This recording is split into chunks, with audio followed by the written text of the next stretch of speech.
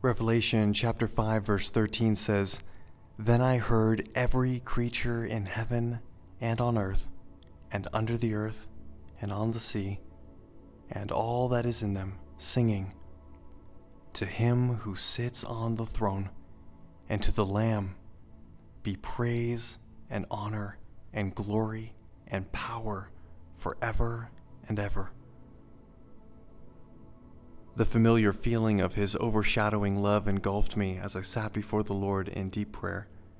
Peering into the Spirit, I saw myself flying rapidly with Jesus over the earth.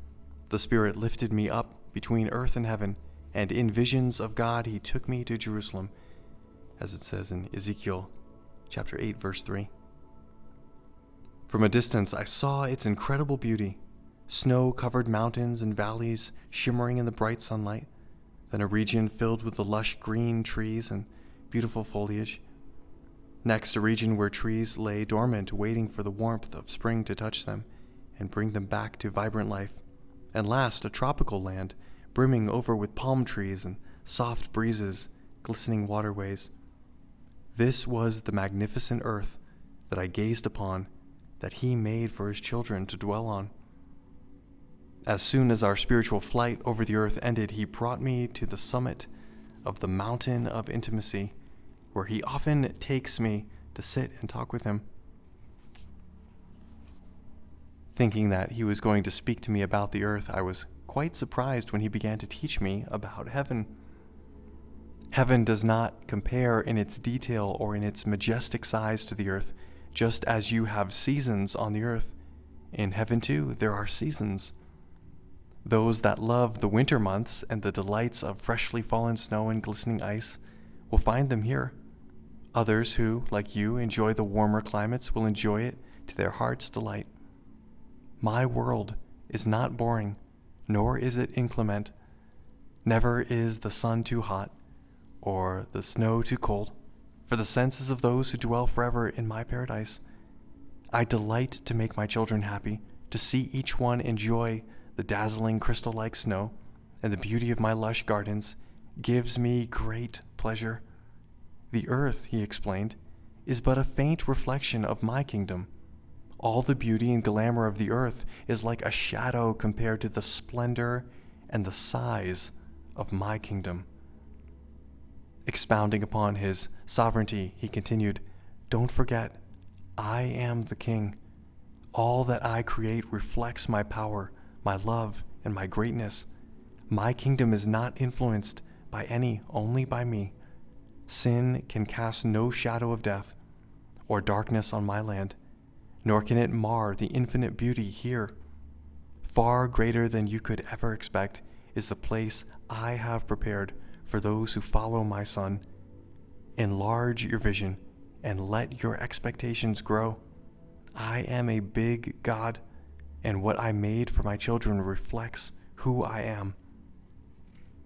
Ezekiel chapter 1 verses 26 through 28 says, "Above the expanse over their heads was what looked like a throne of sapphire, and high above on the throne was a figure like that of a man. I saw that from what appeared to be his waist up, he looked like glowing metal, as if full of fire, and that from there down he looked like fire, and brilliant light surrounding him. Like the appearance of a rainbow in the clouds on a rainy day, so was the radiance around him." A few weeks after this delightful encounter, to my utter delight, the Lord brought me back into my favorite place in heaven, the Hall of Miracles. Finding myself standing in the Spirit on the gleaming gold floor, I immediately ran and peered into the rooms that lined the long hallway. To my amazement, I observed that most of the rooms were empty of their contents. The Lord explained that those things that I had seen previously in these rooms had been released to the earth.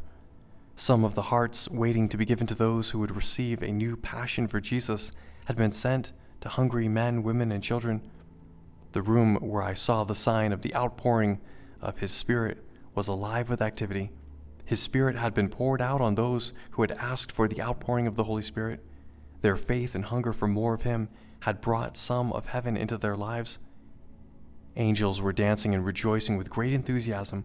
His messengers, who had, in obedience to the Father, brought the contents of these rooms to the earth, could not contain their joy at what the Lord was doing on the earth. Men were falling in love with their King and Lord. Holiness was being embraced as a lifestyle. The broken-hearted, lonely, and forlorn were healed and were rejoicing as they had never before. Marriages and broken relationships were restored. New ones were established. Lives were changed, and the angels were rejoicing because their God was well pleased. In an instant, I saw the other places I had visited in heaven. These regions were ablaze with excitement as well. All heaven was rejoicing with their King. The power he so longed for his people to have was sent to the earth through the great outpouring of the Holy Spirit. The work he began on earth was now bearing its fruit. Similar to the revival that broke out at Pentecost, the birth of the church, souls were being saved, lives restored, health returned. All heaven felt the same joy that was in the heart of their King because they were one with him. This was not a manufactured enthusiasm, but it was a sincere, genuine excitement that emanated from everything in heaven. Just like I felt the Father's love pour out of every object in heaven, now I felt joy and excitement pouring forth too. As I cried out for more of that same joyful expectation that flooded heaven to fill my heart, I heard, "That is why I have brought you here today. I am releasing faith into your heart that will allow joyful excitement and enthusiastic expectation to fill you as it fills heaven.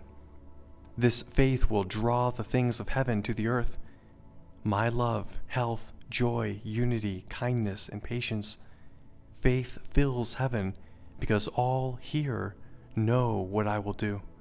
The hour is at hand, and all heaven rejoices with me that my will shall be done on earth as it is in heaven." Isaiah chapter 6 verses 1 through 3 says, "I saw the Lord seated on a throne, high and exalted, and the train of his robe filled the temple. Above him were 6 seraphs, each with 6 wings, and they were calling to one another, 'Holy, holy, holy is the Lord Almighty. The whole earth is full of his glory.'" Again, I was in the Spirit in the presence of the Lord, and to my great pleasure I had the diamond-laden long white robe on. Its elegance was unmatched by anything I'd ever seen. The Lord told me that each glistening diamond represented a deed that was done on earth for him, a prayer prayed, a kind word spoken, on and on. The largest diamonds and those in the most significant places on the robe were prayers offered for those who had injured me or even hated me. Obedience gleaned an enormous reward. Far greater than the incredible beauty of this robe, the majestic glory of my surroundings, the gold floor I stood on, and the palatial rooms around us, was the awesome presence of Jesus as he stood looking upon me. The overwhelming love that poured out of his eyes far surpassed all the elegance and opulence of my surroundings. Being bathed in his loving acceptance took my breath away and caused everything else about me to diminish in its importance. He was all I needed and all I wanted. Nothing else mattered in this place but being loved by him. Being loved by love himself was the greatest gift of all, one I could take with me back to the realm of the natural world.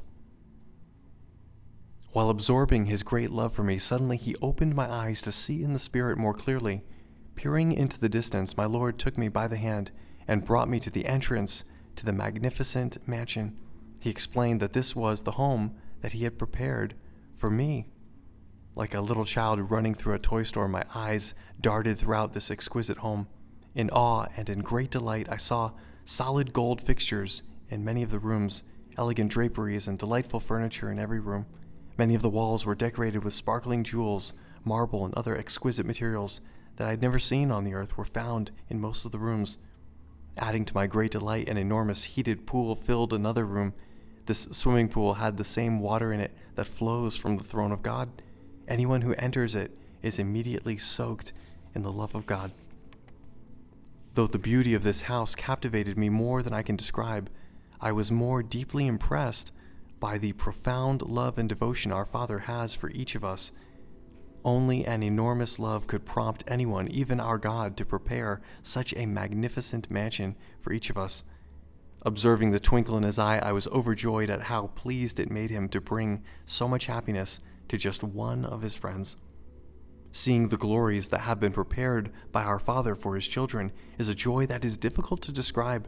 Leaving them behind to return to the things of the earth is easy to bear, because each and every time I'm there, he fills me with his love, the greatest treasure heaven offers. My robe hangs in my closet in heaven, awaiting my homecoming, but his love is mine to treasure in my heart and share with all I meet on the earth.